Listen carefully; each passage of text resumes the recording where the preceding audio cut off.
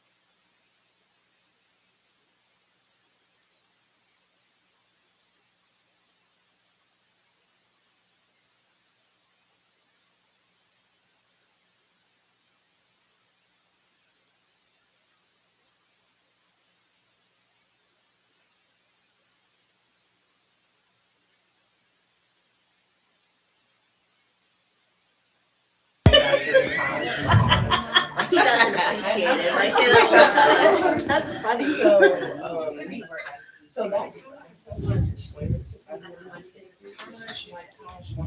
but I realized I don't want to. But then I see them next time and they try and it's like, okay. Then they mispronounce that one. Yeah. And then I'm like, okay, well, yeah. When I learned Do it how it feels natural in your mouth. when I learned how your name was spelled, I was immediately, I asked him, I was like, is your name Taja? And he was like, oh yeah, it's Taja. She told me like Taj Mahal. And that's how I learned. And I'd it's heard funny stories because about one it. time I was like telling somebody else how to pronounce it, and Mama was like, "What? That happened?" And it's been knowing Mama Matt for how long, right? I was like, "Have I never told you this?" He was like, "No." I think I'm actually gonna come this one because this table is more cumbersome. Oh, is it in your thing or? Yeah. Good morning and welcome to the Rime Buddhist Center. We're glad you're here. If you're joining us online and would like to follow along with the service, please click the link in the event description to download the handout PDF. Is anyone here for the first time? If you're looking for a spiritual home, I hope you will consider thinking about the Rime Center as a potential spiritual home. We all like it very much, I think.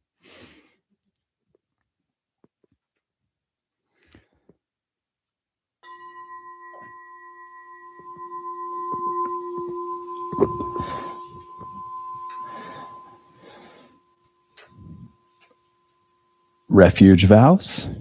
In the Buddha, Dharma, and the Sangha, I go for refuge until enlightenment is reached.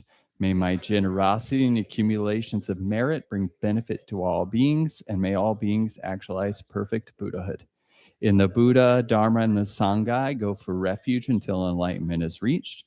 May my generosity and accumulations of merit bring benefit to all beings, and may all beings actualize perfect Buddhahood.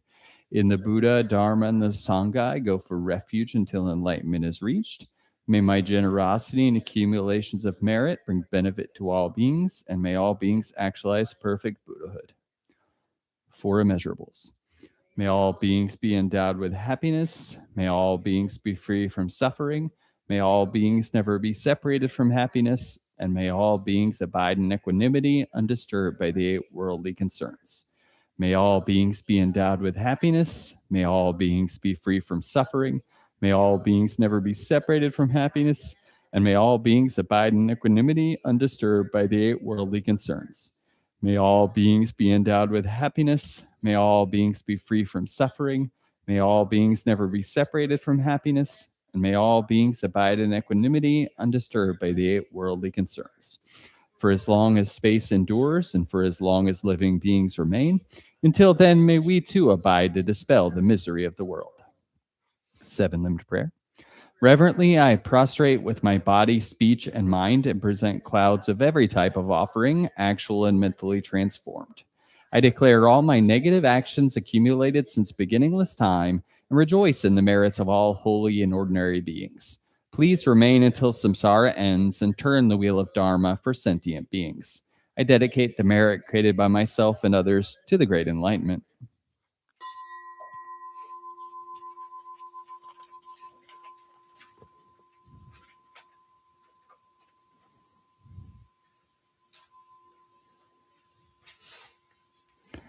Mandala offering.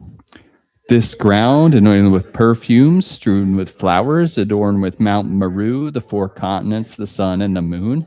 I imagine this as a Buddha field and offer it. May all living beings enjoy this pure land. The objects of my attachment, aversion, and ignorance, friends, enemies, strangers, my body, wealth, and enjoyments.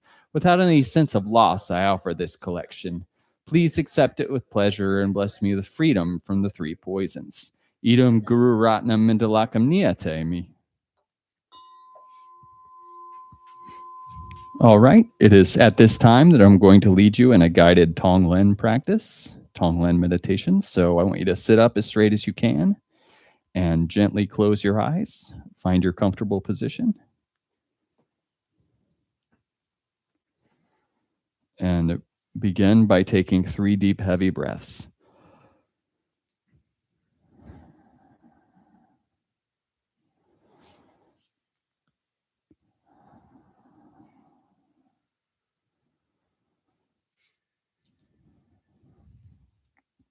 Now we're going to do a visualization practice where we imagine inhaling into our body negativity and exhaling positivity, okay?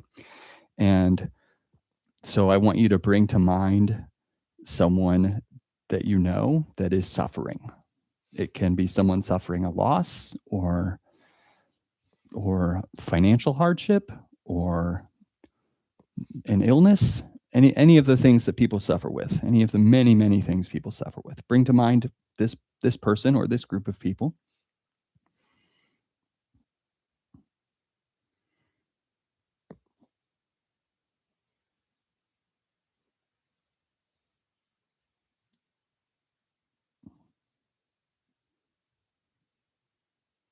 And we're going to visualize that this individual, their negativity, their suffering, their confusion is a black light that's coming off of them.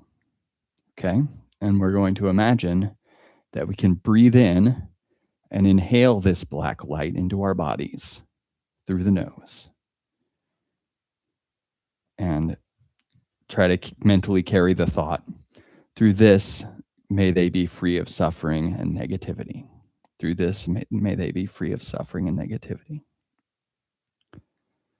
And then we're going to imagine that on the exhale, we breathe out a clear light.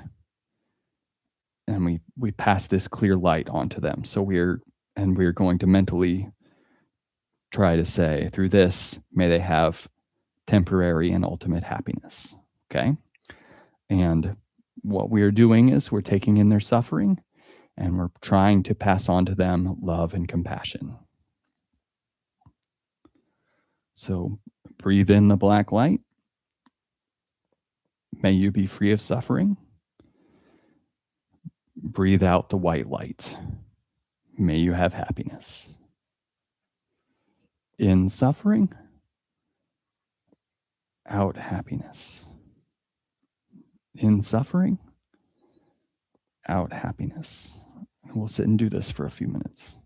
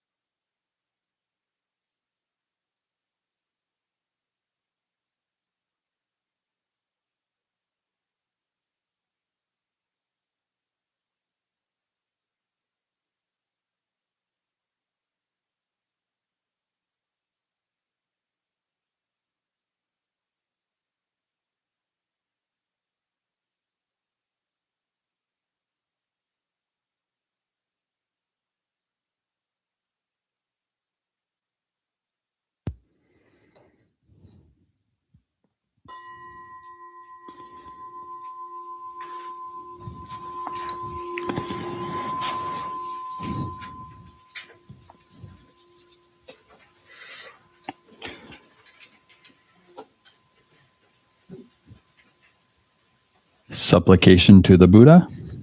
To the Blessed One, the one gone beyond, the fully awakened one, the great physician, the supreme teacher, you came to this earth and through your own efforts you obtained the awakened state, overcoming all suffering and distress. Through your great compassion, you showed us the path to liberation. You taught us the merit of compassion, wisdom, and equanimity. To you, the glorious teacher, I prostrate. Do not commit any non-virtuous actions. Perform only perfect virtuous actions. Subdue your mind thoroughly. This is the teaching of the Blessed One. Through the merits of these thoughts, words, and actions, may we dedicate this for the benefit of all sentient beings. And like you, O Blessed One, may we and every being attain your supreme awakened state, free from the ocean of suffering. Lord of the Dharma, I prostrate to your omniscient being.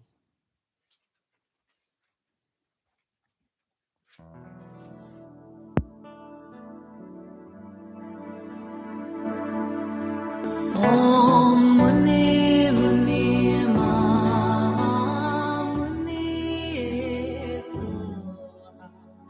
Om Muni Muni Ma Muni Soha. Om Muni Muni Ma Muni Soha. Om Muni Muni Ma Muni Soha. Om Muni Muni Ma Muni Soha. Om Muni Muni Ma Muni Soha. Om Muni Muni Ma Muni Soha. Om Muni Muni Ma Muni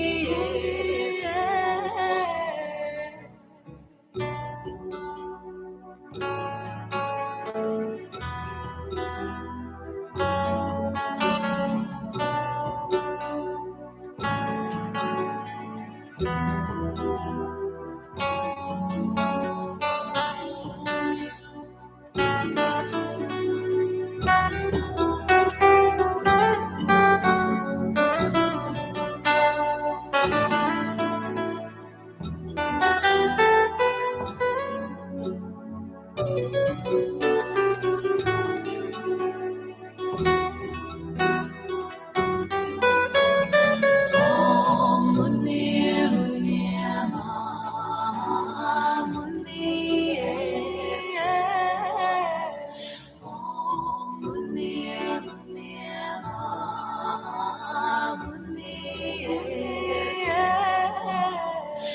Om Muni Muni Ma Muni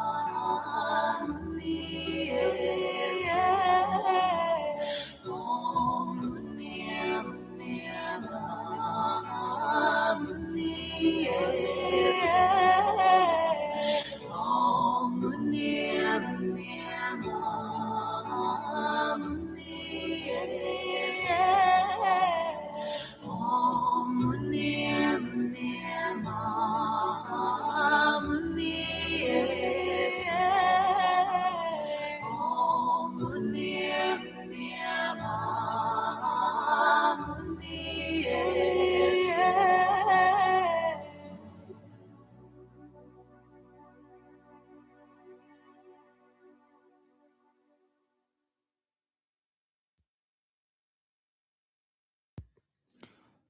Supplication to Manjushri. Homage to Manjushri, deity whose diamond speech cuts off all suffering, whose clear mind is the embodiment of insight wisdom. Manjushri, protector, free from evil and karmic stains. Your form is vast as the sky. Your mind dwells in the one taste of suchness. Lord of wisdom, I prostrate to your omniscient being. Supplication to Maitreya. Om, Lord Maitreya, benevolent one, golden son of the primordial, emperor of the northern paradise. Around you, the stars and spheres course and turn. Within the span of your breath, countless worlds rise and fall. Deity of innumerable names, called or uncalled, you are always present. May the pure heaven of Tushita always arise before us. Supplication to Palden Lama. Soul Mother Lady victorious over the three worlds, please pay attention here and now. You overpower the whole apparent world, samsara and nirvana, by heroically guarding the Dharma and Dharma holders with the four types of actions flashing like lightning.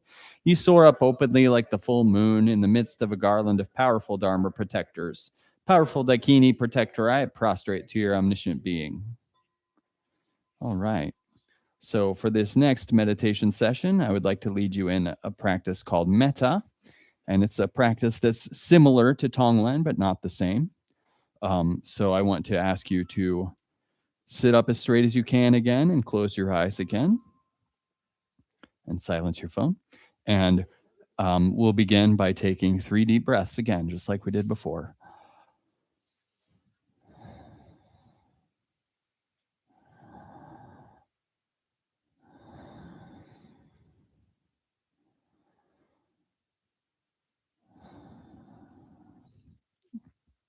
And now I want you to bring to mind someone that you care about very much.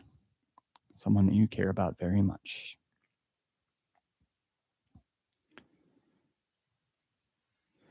And I want you to imagine they're in front of you and you're saying to them, may you be happy. May you be free from suffering. May you be happy. May you be free from suffering. And just sit with this feeling for a minute for this person you care about very much.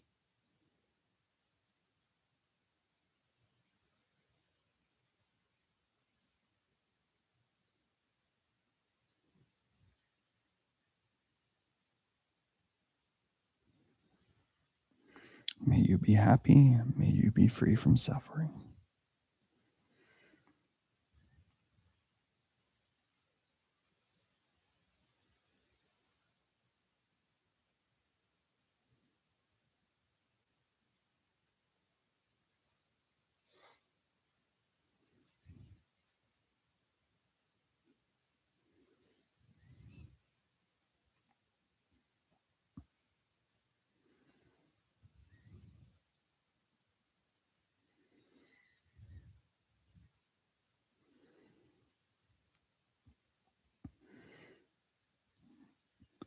And then next, I want you to release this person that you care about and try to bring to mind someone that you think of as neutral, someone you have no particular feelings about. So it can be a friend of a friend or a neighbor you don't talk to or a coworker you don't talk to or the mailman, someone that's in your life but you don't have any feelings toward them. So take a moment to think of that individual.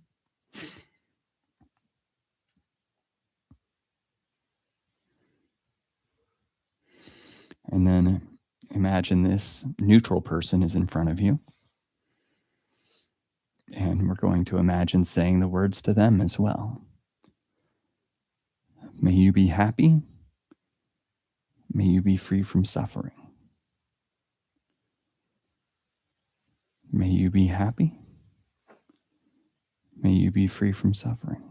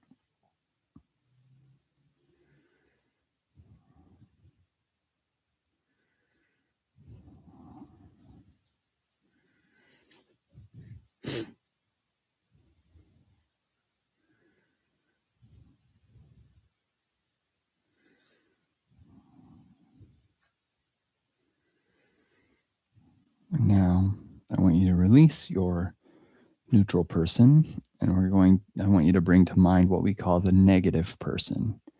And this is someone you do not like. And It's not recommended to like think of your abuser or something like that, but someone you do not like. And it's allowed to think of, you can think of a famous person or a public figure if that's easier, or a politician if that's easier.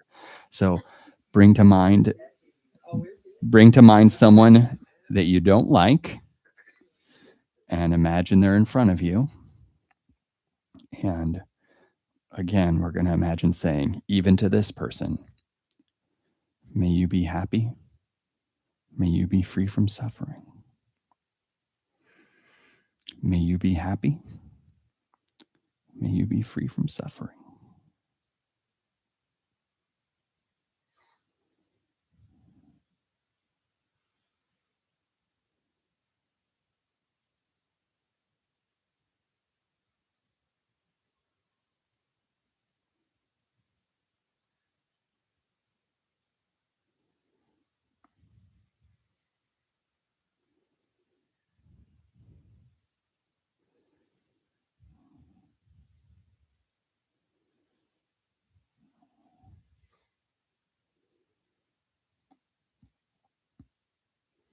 May you be happy.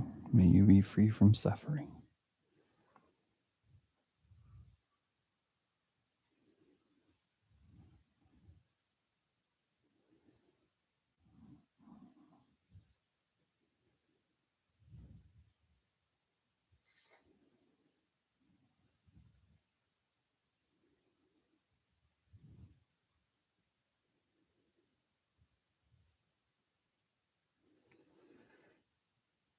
And now I want you to release the negative person. Some people think that's the hardest one, but next I want you to bring to mind yourself. And imagine you are sitting in front of yourself.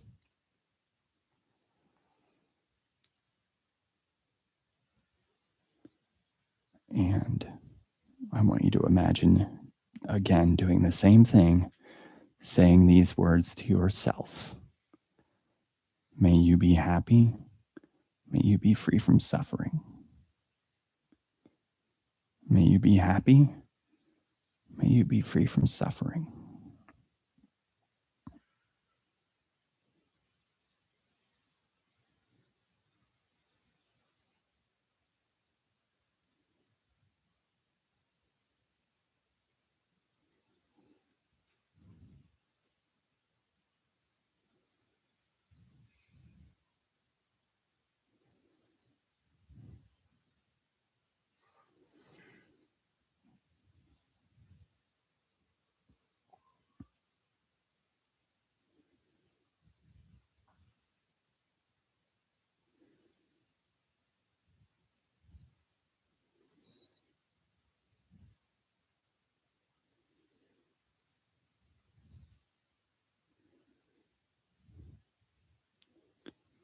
And so now I want you to release yourself. And for this last one, try to bring to mind the whole world. The whole world. Imagine everyone is here with you. And we'll imagine saying, may you all be happy. May you all be free from suffering.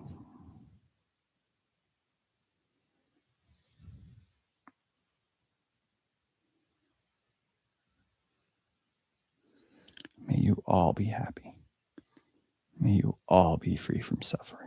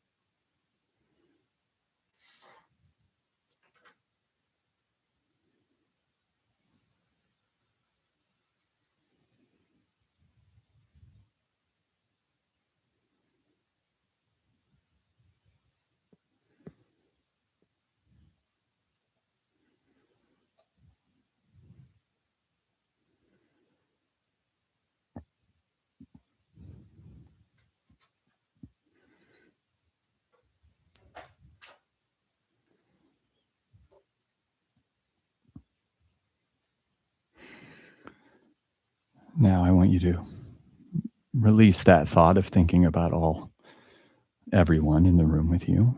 And we'll just end by taking some deep, heavy breaths again.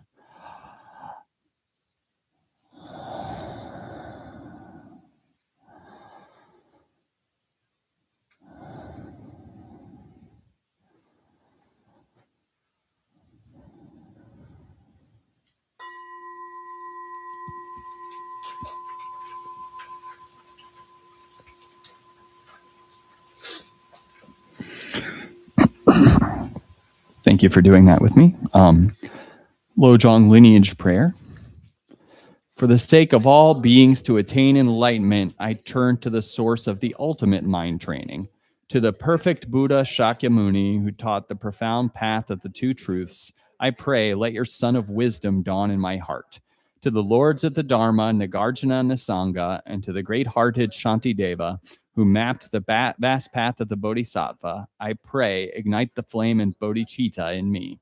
To the lineage holders of the Lojong instructions who realized the view, perfected compassion, and championed the practice of exchanging self and other, I pray, shatter the fortress of self-cherishing within me. To Sir Lingpa, Atisha, and Chikawa, to Togme Zangpo, who lived what he taught, all who blended sutra into essence, I pray, may your realization awaken in me. To my kind root Lama, the embodiment of all refuges, from whom the living stream of this lineage flows, I pray, let your mind and mine become indivisible. Heart essence for awakening. Having received the blessings of the lineage, resting in the heart of indivisible mind, I turn these blessings into the path, applying the essence of mind training for the awakening of all beings. With these blessings, I will train in the preliminaries. Remembering this life, precious and fleeting, change, cause and effect, suffering born of cherishing self, from these reflections, renunciation arises, and the determination to practice is born. In every moment, I see all things as dreamlike. Resting in awareness, unfabricated and clear, I free even the antidote in its own place. Breathing in the suffering of beings, I breathe out joy and ease for all. When difficulty weighs heavily on the world, seeing the root, clinging to self, thus every challenge becomes the path. I take all blame into one heart and let emptiness shine through pain. My whole life gathers into the essence of practice. I apply the five strength without decline, aspiration and familiarization, wholesome seeds and restraint, revulsion toward harm and diligence and virtue, gathering merit, clearing obscurations. All my conduct flows from awakened intention. All teachings serve a single goal, liberation. I rely on the principal witness, my own clear and knowing mind. Joy dwelling within the confirms of training, impartial and free from display, I keep my word. My attitudes change without strain. I do not speak of injury or dwell on faults, releasing rivalry and expectation. I practice patience and boundless kindness.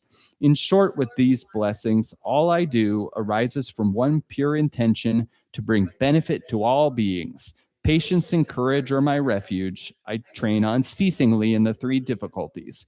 Gathering trust and practice as provisions, I remain in virtue of body, speech, and mind. With all pervasive care, I serve all beings, seeking in this very life the realization of the supreme vehicle. Through the merit of this mind training, the heart essence of Atisha and his heirs, sustained by the blessings of the lineage, may confusion be exhausted at its root, and may all beings attain perfect awakening.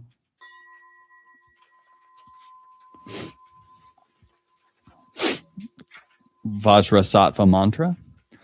Om Benza Sato Samaya Manopalaya Benza Sato Dino Padritra Dredo Me Bawa Sito Kayo Me Bawa Sipo Kayo Me Bawa Ano Rakto Me Bawa Sarwa Siddhi Me Bayatsa Sarwa Karma Sitsame Sitam Shriyam Karuhum Ha Ha Ha Ha Ha O Bhagawan Sarwata Tagata Benzarma Me Munza Benzi Bawa Mahasamaya Sato Ahum Fit Om Benza Sato Samaya Manopalaya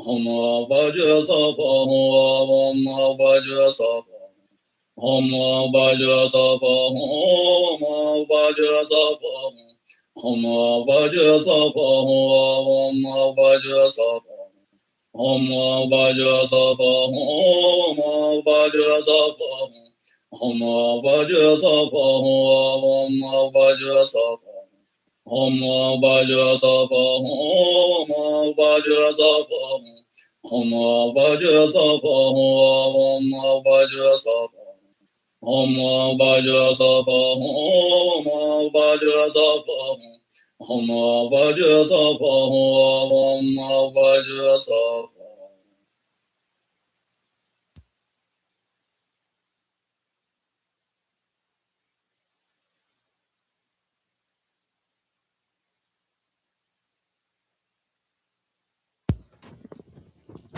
All right. For this final meditation, I want to suggest that you can do any practice that you want to do.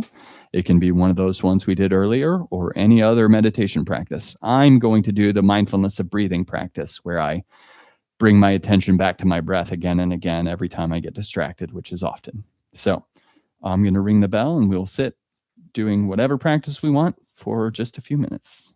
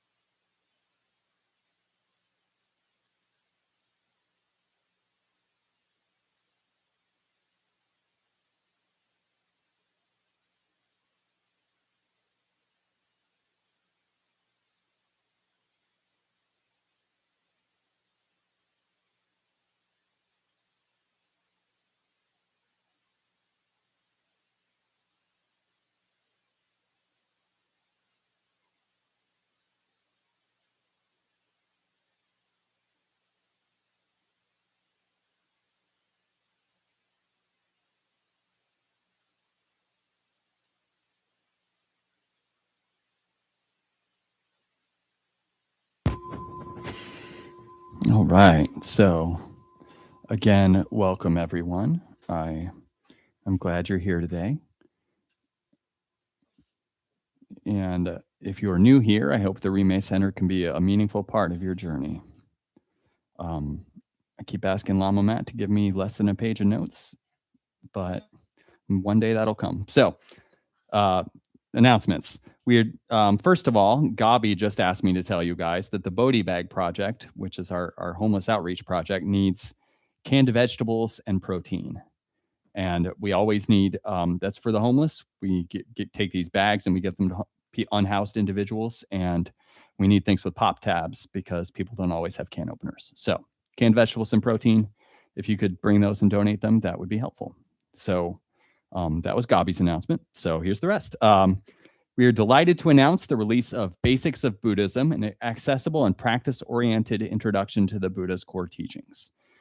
Offered with clarity, warmth, and compassion, this book reflects the inclusive and non-sectarian spirit of the Rime tradition. And to celebrate, you may join us on February 18th, that is this Wednesday at 6 p.m., for a book release gathering. This evening will include a short Dharma talk by Lama Matt, a guided reflection, and an open question and answer session. Together, we'll explore how the Buddhist path begins with curiosity and unfolds through lived experience. February 18th is also a Buddhist holiday. It's Losar, the Tibetan New Year, and it's one of the most joyful and significant celebrations in Tibetan culture. Losar ushers in the Tibetan lunar calendar and is traditionally a time of renewal, reflection, and fresh intention. The first 15 days of the new year of Losar are considered especially auspicious, commemorating the period when Guru Shakyamuni Buddha performed miracles to inspire faith. The 15th day is known as Chotrol Duchen, and it's particularly sacred and is believed to greatly multiply the merit of virtuous actions. And we can celebrate Losar with the Rime Center's new limited edition t-shirt, honoring the Tibetan New Year, the year of the fire horse. This shirt symbolizes strength, vitality, and awakened intention, and it's going to also be available for purchase on Wednesday, February 18th for $30. Wow, the price is in here. So finally, as we reflect on renewal and continuity, we're reminded that for over 30 years, the Rime Buddhist Center has been a sanctuary in Kansas City, offering compassion, wisdom, and community. To support our growing Sangha and ensure the Dharma continues to flourish, we're launching a $30,000 fundraising effort for our 2026 building fund. Every offering helps sustain and strengthen our shared home. So if the Rime Buddhist Center has touched your life or supported your practice, we warmly invite you to join us in building the next chapter of this community together. And for those of you that have never been here before, you can see how small this room is. We want to make it bigger. We feel like we need to make it bigger. So that's what the building fund is for. So that was announcements. Thank you. Now I got to give a talk. So today, the topic of my Dharma talk is relative bodhicitta, which Khentrul Lodrö in this book, Power of Mind, I call him KLT. KLT calls this the awakened heart, the awakened heart. And so if you're new to this, you're going to learn the term bodhicitta for the first time, and that's pretty fun. But before I talk about bodhicitta, I want to talk about the problem we're identifying that bodhicitta is supposed to solve, the problem, okay? And so this is a quote from Tokme Zangpo. Tokme Zangpo was a famous Tibetan Buddhist teacher, and he wrote a text called The 37 Practices of a Bodhisattva. And he said this, and this really resonates with me. He says, all suffering without exception comes from wanting to find happiness for oneself. Perfect enlightenment comes from wanting to find happiness for others. The root of all suffering is our intense clinging to the idea of our identity, what we call the self, and the extreme attachment to that self, what we call selfishness, which leads to afflictive thoughts and emotions. So when we talk about bodhicitta, that's the situation we're in that we're trying to solve. And I think, some people struggle with anger. Some people struggle with patience. Some people struggle with focus. My name's Daniel. I struggle with selfishness. Okay. And if you think I'm not the most selfish person you know, That's because I work on it to varying success. It's Honesty Day. So selfishness is my struggle, and bodhicitta, we're told here, is the antidote to that struggle. And it's what I personally really need. And maybe that resonates with some of you and maybe it doesn't, but selfishness is my lifelong struggle. I find it very easy to be selfish and to fall into those traps. So now I'm going to read to you KLT's definition of bodhicitta. Okay. He says, and I quote, "Bodhicitta is the consummate kind heart. It is the ground from which all positive qualities and insights grow, the springboard for our spiritual journey. The entire path of realization depends on developing bodhicitta." So another way to say that is he's saying our whole path can be developing this awakened heart. And that we've had a visiting teacher named Lama Lena who came through to the Rime Center. Often she comes through, but she once said that to me, and it meant a lot to me. She said, the open heart can be the whole path. The open heart can be the whole path. And I'm going to read you, I hope you don't hate quotes because I'm going to read you one more. Patrul Rinpoche, he's a renowned Buddhist saint from Tibet. And he wrote a text called Words of My Perfect Teacher, which 5 stars, highly recommend. But he said this, he said, "If you have bodhicitta, Bodhi will be attained. If you don't have bodhicitta, Bodhi is far away. May the unmistaken seed of enlightenment, bodhicitta, be born in my being." Bodhi is enlightenment or awakened wisdom. Okay, so he's saying this awakened heart is so important that if you don't have it, you're going to have problems. You're going to have problems. And I want to share with you Lama Rod Owens, who wrote the book, The New Saints, and he's pictured on our shrine over here. But he defines bodhicitta in a really down-to-earth way. And I'm not going to swear up here, but in his book, he says, giving an S is bodhicitta. Giving an S, right? And I think if you're in a helping profession or you do a lot of volunteer work, you know that if you stop giving an S, you're in trouble, right? You have to. And compassion fatigue is real. It can be hard to keep doing it, right? But you've got to keep doing it in that kind of profession, or else it's going to be a problem for somebody, right? For you or for somebody else. So giving an S is another way to think about it if we want to. But I thought about asking Lama Matt if I could swear up here, and I didn't ask. I didn't want to. So where am I going with this? So I'm gonna define one more word for you, and it is solidarity. And that is a word we talk about in the labor movement. I'm part of the labor movement, and we talk about this word solidarity. And it reminds me of bodhicitta, but it's defined, and I got the actual definition. It's defined as unity or agreement of feeling or action, especially among individuals with a common interest, mutual support within a group. And we say in the labor movement, we say solidarity is love in action. Solidarity is love in action. I think bodhicitta is love in action too.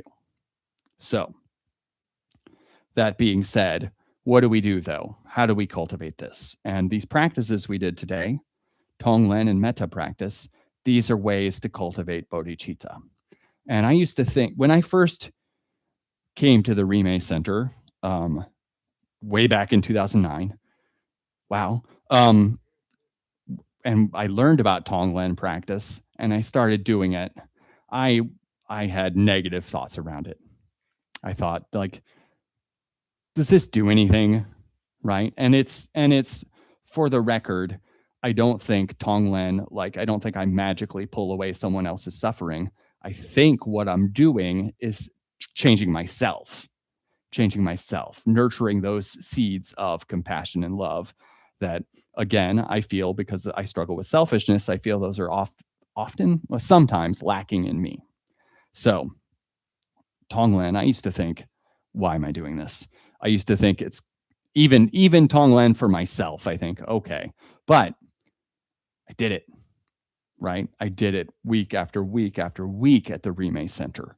And, do you ever hear like a jar fills with one drop of water at a time or whatever? Or if you've well, gosh, this will be lost on everyone, but in this film, Return of the Living Dead, there is a metal container that has zombie gas in it, and this dude bangs on it every day. And one day there's a hole in it, and then really bad stuff happens, right? And our experience can be like that. So we can just do these practices again and again and again, and sort of fake it till you make it, maybe. And so I'm going to share with you now. So I used to think these practices were kind of silly. I used to think they didn't really do anything. And back in 2020, I was in Washington, D.C., and I went to visit this place called the Washington Buddhist Vihara.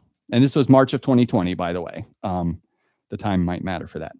I don't know if I have any historians here, but some stuff happened that year. But I went to the Washington Buddhist Vihara because I wanted to meet this famous Theravada Buddhist teacher named Bhante Dhammasiri. And the Washington Buddhist Vihara is the oldest Theravada Buddhist temple in America. And I thought, all right, I'm going to go. You know, I don't really like these heart practices that much. Really, I don't even like other people that much. So I'm going to go to Bhante Dhammasiri, and I'm going to learn like some real, like enlightenment focused, like mental powers. That's what I wanted to learn from him. So I go there and I meet him, and he's an old man from Sri Lanka. Really, really good English though, because he had lived in the United States many years. But I go to him and I ask him for a teaching, and I'm expecting like I'm going to get some like powerful concentration practice, right? I'm going to learn something I can't learn anywhere else. And he taught me metta practice. So he taught me another heart opening practice. And, you know, I'm going to tell a story about the Buddha in a little bit. One thing people say about the Buddha is that he could just see a person and know what kind of teaching they needed, right? You don't always know what kind of teaching you need, but hopefully a teacher does. So that's one thing that's said about the Buddha. And I think Venerable Bhante Dhammasiri, I think that is one skill he had with me, was looking at me and knowing I was wrong about what kind of teaching I needed. Okay. And so that was March of 2020. And like, I remember on the airplane coming home, I saw somebody in a mask and I thought, well, that's weird. Anyway, I got home, and then that's when I learned I'm not an introvert, because the whole world went into lockdowns and stuff. You guys remember, right? So I was then isolated, and after about 3 days, I was like, okay, this is enough. But so that's when I realized, oh no, I need to see other people. This is not working. And I had my family with me, but still, I was like, oh, this is not okay. And then I had a health scare, and I'm telling you, I had a health scare. I had to get my heart checked for something. And I'm telling you that because it was 2020. It took a very long time to see a doctor. So I knew I had signs of a problem in my body, and I had to wait 8 months to see a doctor to find out if it was big or little. Okay. So I've got the anxiety of isolation, and I've got the anxiety of this health condition, potential health condition. And so I was really stressed out. And so I started doing that metta practice. And it helped. And thankfully I was okay. I'm going to live for a while, but that metta practice carried me through, and it was not the practice that I thought I needed. Okay. So I'm going to tell you a story that Bhante Dhammasiri shared with me when he shared with me metta practice. And this is the story of where that comes from. Okay. And I've told this story up here before because it's my favorites. Okay.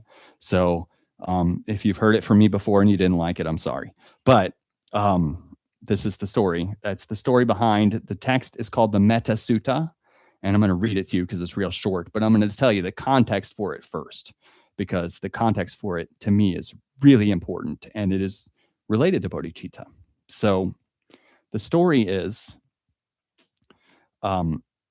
people would go to the Buddha in his time and they would just say, hey, the Buddha, what should I do? And then he would tell them what to do. Okay. So this group of monks went to the Buddha and they said, hey, what should we do?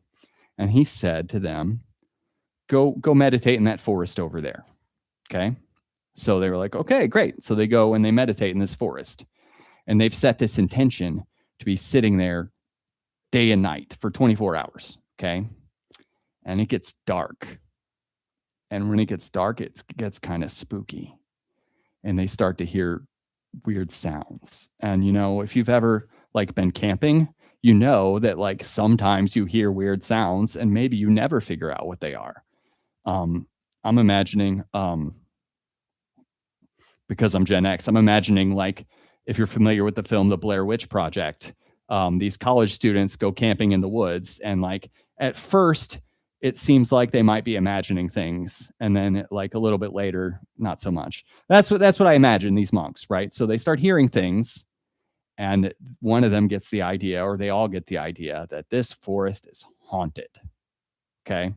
And you know, now if your friend comes to you and says, hey, I was camping and the forest was haunted, you might be like, okay. But back then, like hauntings, like everybody believed in that sort of thing. So these monks, they go to the Buddha and they say, hey, this forest is filled with ghosts and I think they're going to kill us. We can't meditate there. Okay. And so the Buddha knows exactly what teaching they need. Okay. So he tells them, okay, I'm going to give you this teaching. I'm going to give you this practice, and you're going to go back to the woods and the ghosts are not going to hurt you. Okay. So he gives them the metta practice that we did today. And he also gives them the Metta Sutta, this text. And I'm just going to read it to you. And you may think, how does that help with ghosts? But don't worry, I'll tell you. So here it is, the Metta Sutta. This is what the Buddha says to them. They memorize it. So when they go in the woods, they're thinking about this teaching and reciting it. Okay. Okay. This is what should be done by one who is skilled in goodness and who knows the path of peace. Let them be able and upright, straightforward and gentle in speech, humble and not conceited, contented and easily satisfied, unburdened with duties and frugal in their ways, peaceful and calm and wise and skillful, not proud or demanding in nature. Let them not do the slightest thing that the wise would later reprove, wishing in gladness and in safety, may all beings be at ease. Whatever living beings there may be, whether they are weak or strong, omitting none, the great or the mighty, medium, short or small, the seen and the unseen, those living near and far away, those born and to be born, may all beings be at ease. Let none deceive another or despise any being in any state. Let none through anger or ill will wish harm upon another.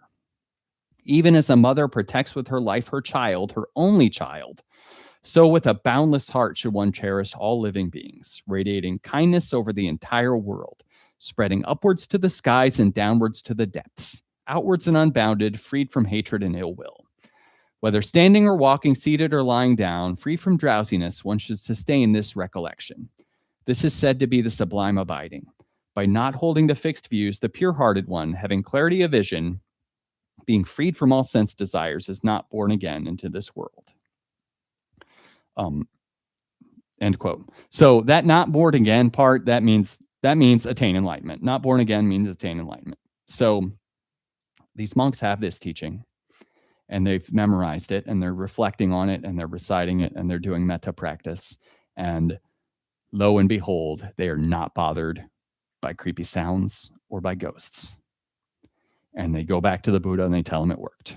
And there's more than one way to interpret this. And I'm going to tell you the interpretation I don't like first. Don't like, that's a weird way to say that. The interpretation I don't prefer first, and then I'm going to tell you the interpretation I love.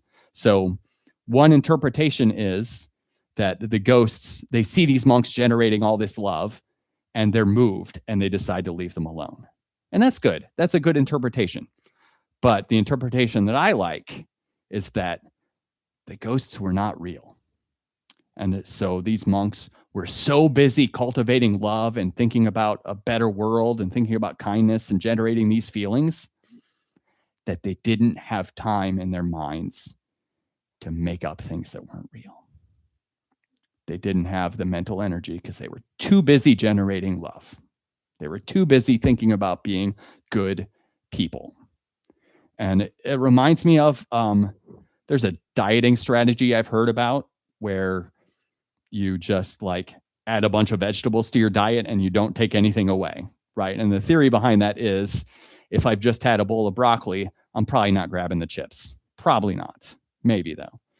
But that's what it reminds me of. If I'm spending all this mental energy generating positivity, generating love and compassion for others, then maybe I don't have time to worry about things that are not real problems. To worry about things that are not real problems, or even to worry about things that are real problems, that where worrying doesn't help. Like when I was worried about my health condition, waiting 8 months to see a doctor, worrying about it didn't do anything, right? But trying to do metta practice and reflecting on this teaching, then I have something else to occupy myself, something good, right? So there is I'm going to close with this. There is a famous Buddhist historical figure named Atisha, and Atisha would often say to people, did you remember to develop a kind heart today? He would often say that to people. And then often when people would leave, he would say, hey, don't forget, develop a kind heart. And so I think we all need to remember to develop a kind heart. So that's it for today. Thank you for taking the time to be here, and I love you all.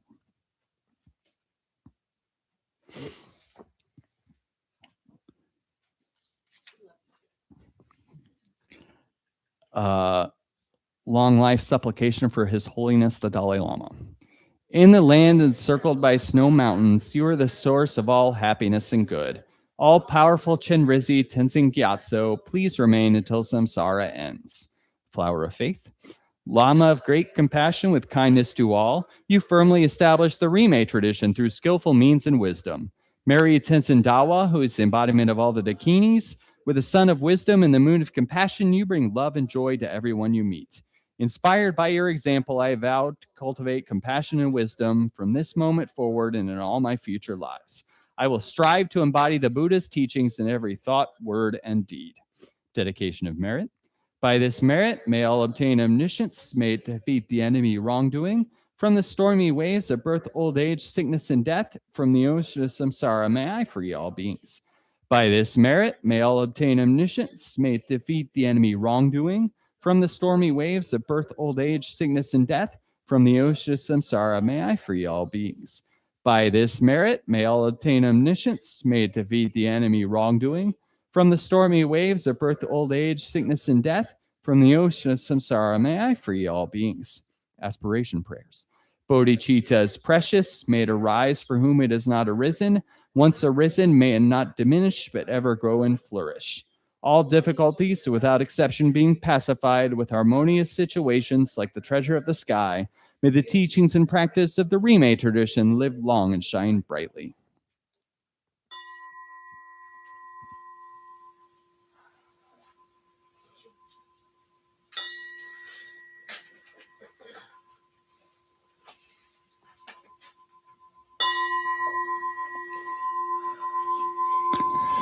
Have a great day, everybody.